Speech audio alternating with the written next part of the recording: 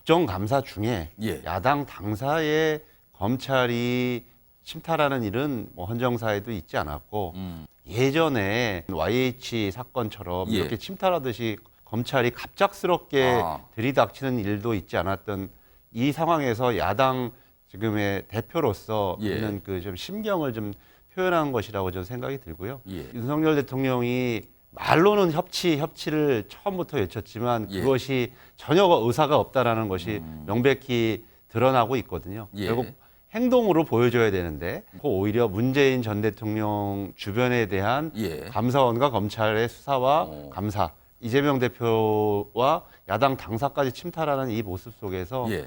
과연 지금 협치를 이끌어내고 민주주의를 제대로 더 예. 꽃피울 수 있을지 민주당은 심각하게 생각을 하고 있습니다. 전체적인 분위기가 예. 지금 이재명 대표의 표정에서도 볼 수 있듯이 당내에서 상당히 격앙되어 예. 있다라는 것은 좀 사실이거든요. 예. 거기에 맞는 방식도 선택되어야 되는 것이고 당의 투쟁 여부도 예. 그런 연장선상에서 저희들은 고민하고 선택할 수밖에 없다라고 말씀드리는데 대통령이 이런 시정연설을 하게 되거나 국회를 방문하게 되면 사전 분위기를 만들죠. 대화할 수 있는 이런 여건을 만드는 게 정치고 그게 정치의 역할이죠. 예. 그런 것이 없으면 모든 것이 행정으로만 하면 되고 법률로만 법치로만 하면 되지 예. 정치가 무엇이 왜 필요하겠습니까? 예. 국민들이 왜 국회의원들을 선출해서 정치를 맡기겠습니까? 윤석열 대통령은 국민들이 많이 우려하듯이 예. 정치보복의 그 일선에 검찰을 내세우고 또 감사원을 내세워서 동해 사건, 사회 사건을 비롯해서 이재명 대표에 대한 여러 가지 수사를 진행하고 있는 것이 아닙니까? 예. 이런 것들이 해소되지 않는 상황에서 과연 윤석열 대통령의 시정연설이 진정성이 있는 것인지 그것이 단지 뭐 예산안이라고 예. 해서 심의가 제대로 될 수 있는 것인지 굉장히 의구심을 국민들이 가질 수밖에 없는 것이죠.